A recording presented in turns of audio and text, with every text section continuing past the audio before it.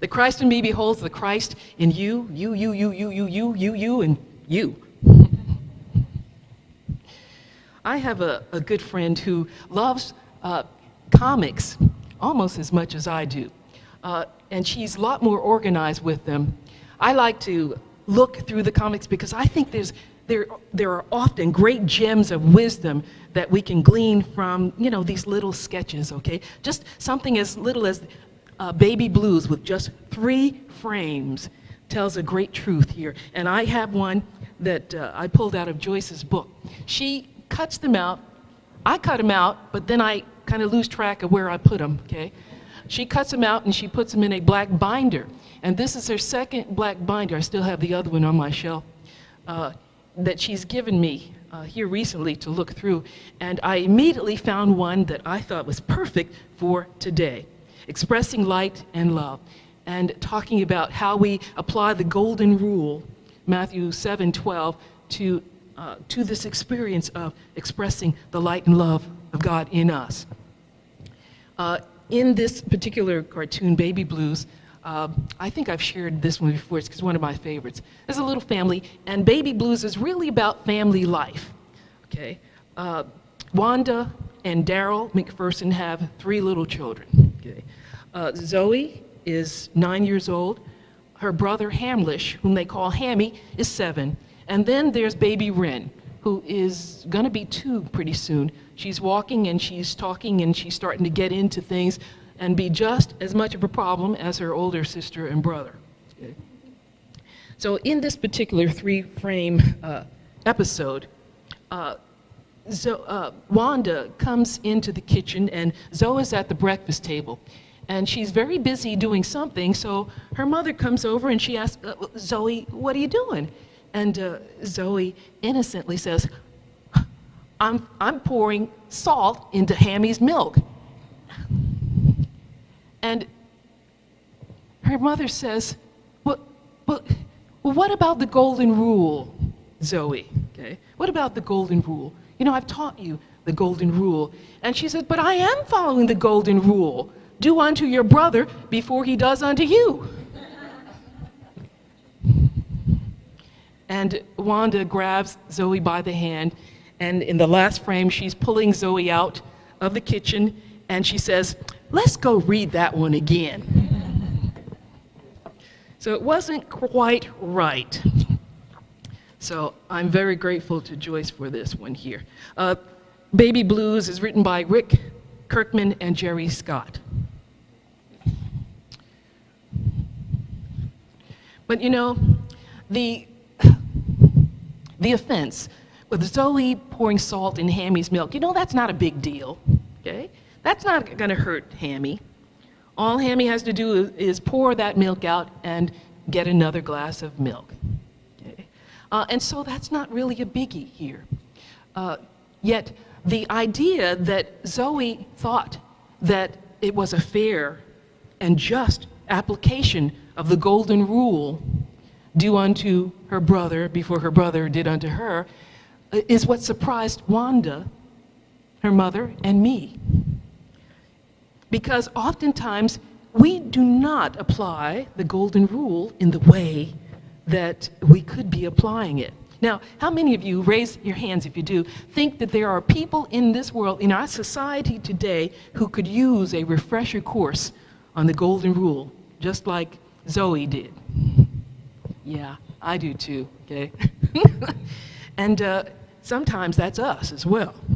I will admit it. Sometimes I'm not thinking about the golden rule when I instantly respond to something that can be negative in my life. Of course, I then realize that I have a great opportunity to express forgiveness then for myself and to seek that forgiveness or accept that forgiveness from someone else. And we don't have to have that person give us forgiveness to accept forgiveness from them. Because we know deep down, no one spiritually wants to be held in the bondage that unforgiveness creates, the prison that it creates. So, if I do something to you and I hurt you, okay, and I'm sorry about that, and I have come to my spiritual senses, and realize that that was not a behavior fitting a child of God. Whether I communicate with you or not, I can accept your forgiveness for that indiscretion. So the golden rule can be applied in many ways. Hopefully not the way that Zoe applied it in her life, but it is an opportunity for us to get in touch with this light and this love that God is in us. It's often difficult to stay positive, stay uplifted and inspired in many situations that we and others face today. There seems to be a rise in racism and anti-Semitism, and also anti-this and anti-that. Rage is at an all-time high level, not only road rage, but another friend of mine, Jan, was telling me about a recent news story that she heard about two guys who were, they got into a brawl at a restaurant because one of them took the very last lobster tail that was in the serving container, and they were trying to hurt each other with the tongs. Now, she shared that with me, and I don't know, the imagination is, something that can go pretty wild. And in my mind, I see these two guys dueling with these tongs, the restaurant tongs, okay? And it's so ridiculous. But when I thought about it more deeply, how sad that they couldn't patiently wait until the very fresh, new lobster tails were brought out and placed in the serving container, okay? And so that saddened me to realize that.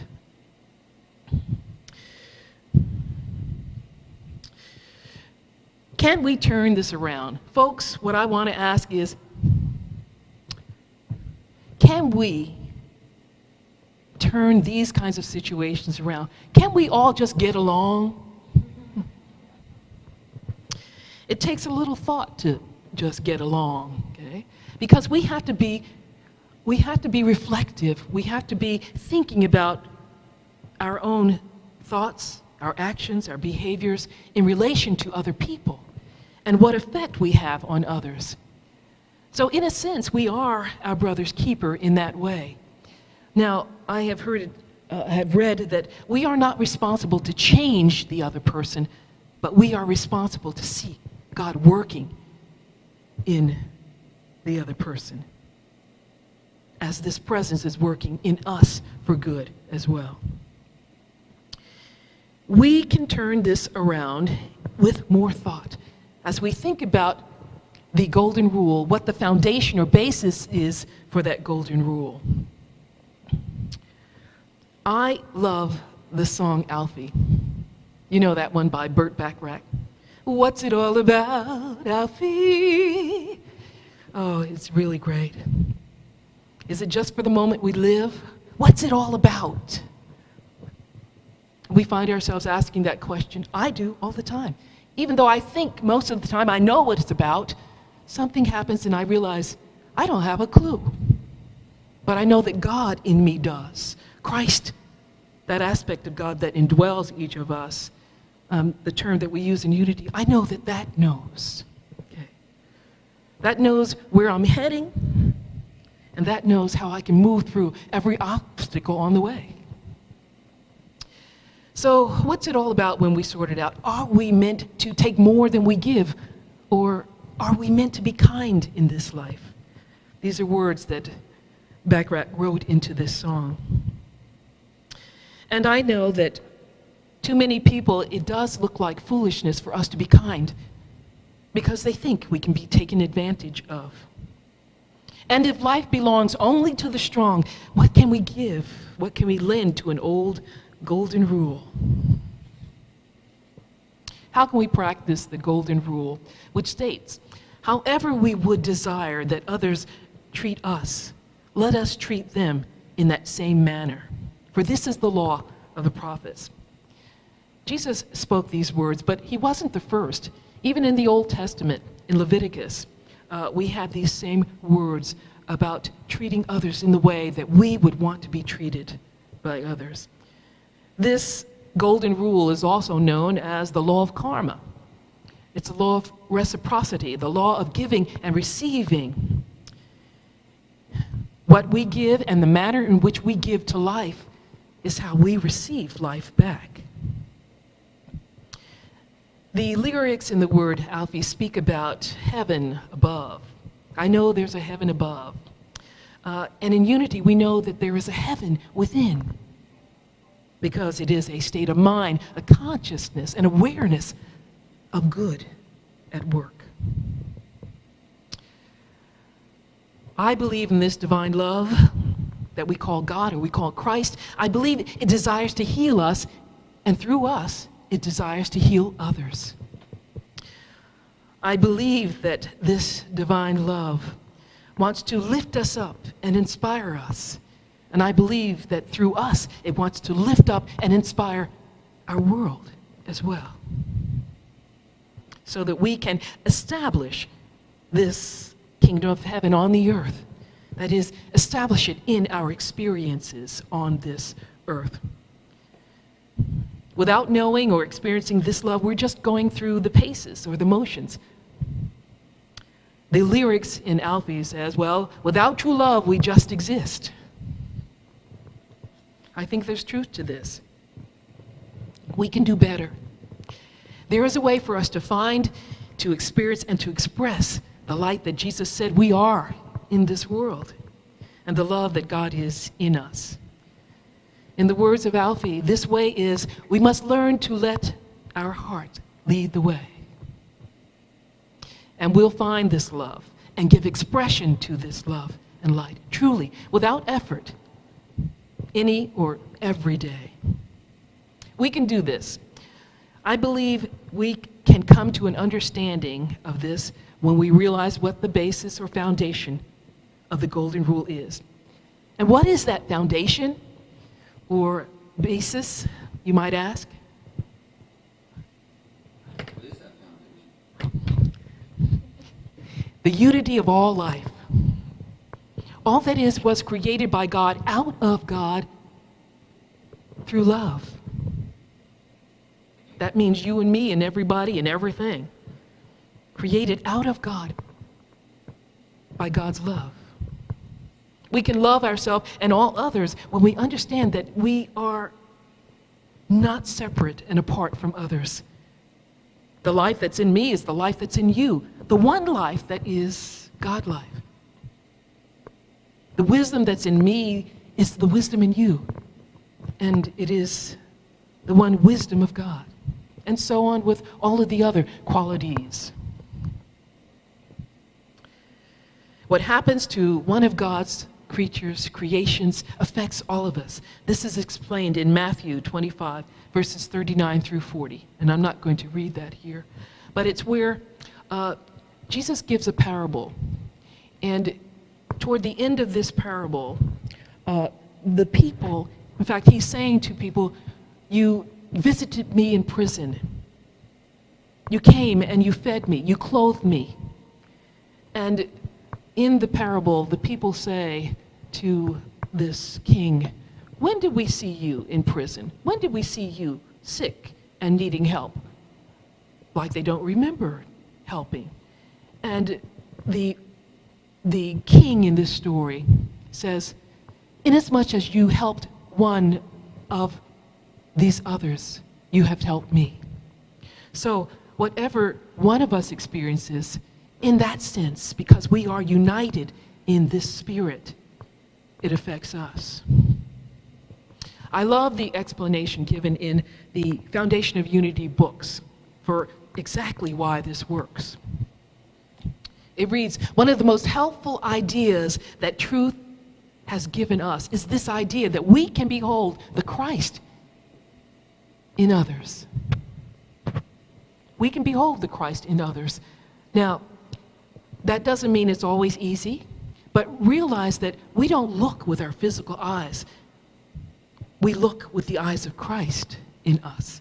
So that Christ in us beholds the Christ in others. Not my wounded, painful human ego, it doesn't always see the Christ in others. It doesn't always get in touch with the fact that there is good somewhere. But the Christ in me does. It knows this. And so when we let the Christ in us behold this Christ in others, then we can see it too. And then we can be forgiving and compassionate. It is this divinity within us that we reach out and connect with others. The same divinity in them, we are one. In closing, I would like to share a story that actually brought me to tears when I first read it. It's about a guy who he is able to experience and express the light and love of God within him by remembering and practicing the Golden Rule. Kent Nerburn wrote about an experience he had some 20 years before. And in these words, he shares the story. He said, I drove a cab for a living, and one time I arrived in the middle of the night for a pickup at a building that was dark, except for one lonely light on the ground, in the window of on the ground floor. Under these circumstances, he said, many drivers would just honk once or twice and wait a minute, and then they would drive off. He says, but I had seen too many impoverished people who depended on taxis as their only means of transportation. And unless a situation, he said, smells like danger, he said, I always go up to the door. Because, he said, I think to myself that someone here might need assistance. The passenger might be someone who needs my help. He said, this is what goes through my mind. I reasoned this. And so I walked to the door this particular night, this dark building, and I knocked. Just a minute, answered a frail, elderly voice. He said, I could hear something being dragged across the floor. And after a long pause, the door opened. A small woman who was in her 80s stood before me. She was wearing a print dress and a pillbox hat with a veil that was pinned on it. He said she was looking like somebody from the 1940s. And by her side was a small nylon suitcase. As he looked past her in the apartment, he said that it looked as though no one even lived there. All the furniture was covered with sheets. There were no clocks on the walls, no pictures, no knickknacks anywhere, no utensils on the counters. He said in the corner there was a cardboard box with photos and glassware. The elderly woman asked, would you carry my bag out to the car? And he said, I took the suitcase to the car, and then I returned to assist the woman. She took my arm, and we walked slowly toward the curb. She kept thanking me for my kindness. And I said, it's nothing, I told her. He said, I just try to treat my passengers in the way that I would want myself or my loved ones to be treated. And she said, oh, you're such a good boy. When we got in the cab, she gave me an address. And then, as I looked through my rearview mirror, I saw her eyes glistening. She asked, could you drive me through downtown? And I said, well, that's not the shortest way to get to your address. And she said, oh, I don't mind. I'm in no hurry. I'm on my way to a hospice. And now, looking through his rearview mirror, he saw tears coming down on her cheeks. She continued, she said, I don't have any family left, and the doctor says that I don't have long to live. And unbeknownst to her, I quietly reached out and shut off the meter. What route would you like me to take? I asked. And so for the next 2 hours, we drove around and through the city. She showed me the building where she had once worked as an elevator operator. We drove through the neighborhood where she and her husband had lived when they were newlyweds. She had me pull up in front of a furniture warehouse that had once been a ballroom where she danced as a child. Sometimes she'd ask me to slow in front of a particular building or at a corner, and she would just sit staring into the darkness, saying nothing. As the first hint of the sun was coming up over the horizon, she suddenly said with a sigh, "I'm tired. Let's go now."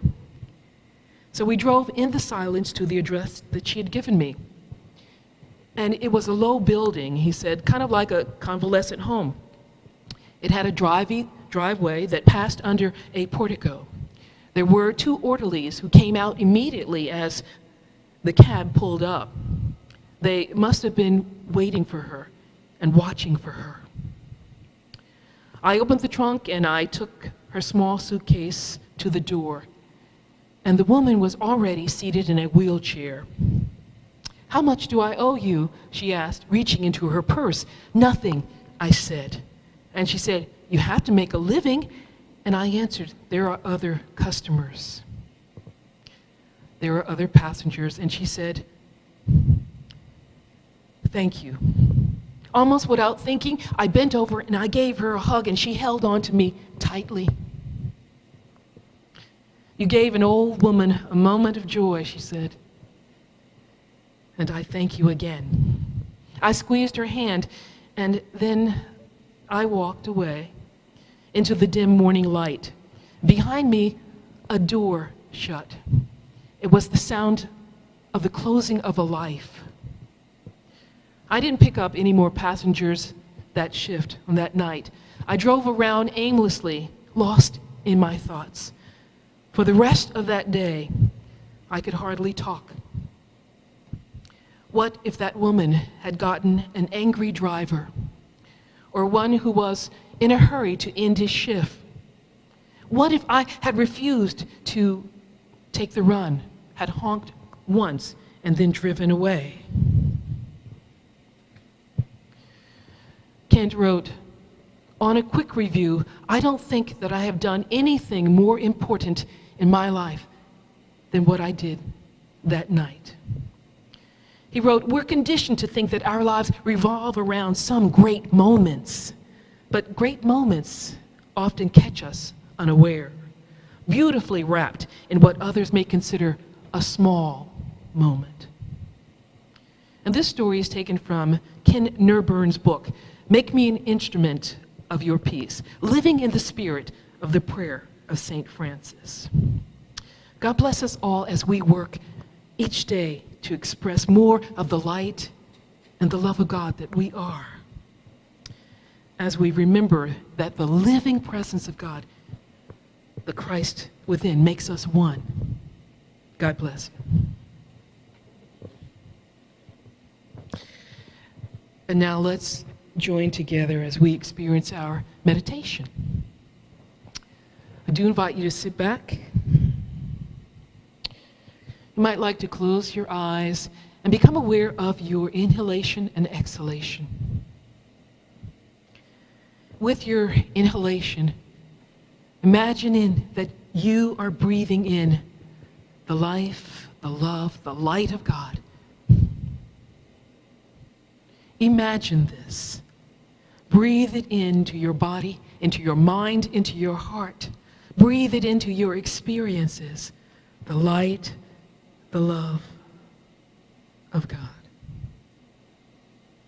With your exhalation, breathe out the worry, the tension, the fear, the anger, the anxiety, whatever it is that causes you to step back and not to extend yourself to others in your life. Whatever it is that keeps you from expressing and practicing the golden rule.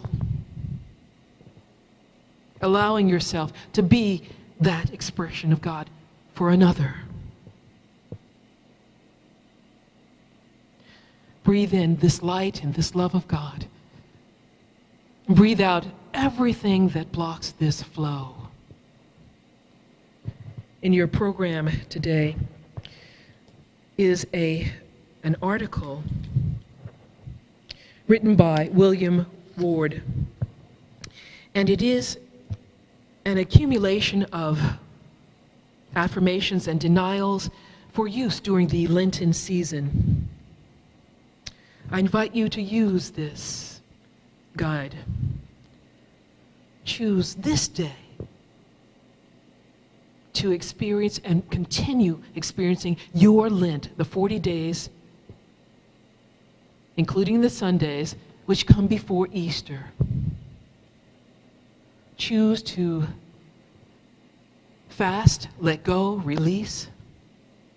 Whatever keeps you from being the light and love of God in your world. And feast on the truth that you are indeed this expression. And letting your light shine.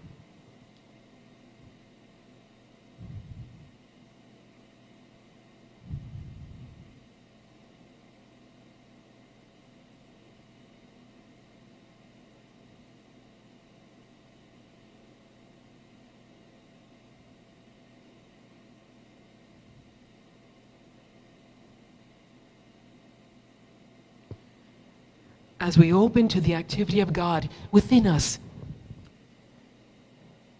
we are open to those small moments that give us an opportunity to be this expression of God that we are meant to be. And we're able to extend ourselves with this light and love. And we're guided as to whatever it is we may do to be of help to others when they seek this help from us. Affirm for yourself, I am the light of my world. I am the love of God in expression. I am a conduit for the light and the love and compassion of God.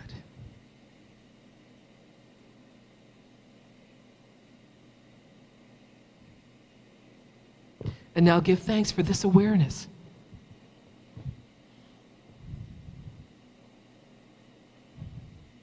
And as you return your awareness to the here and now, do so with a feeling of gratitude. Thank you, God. Amen.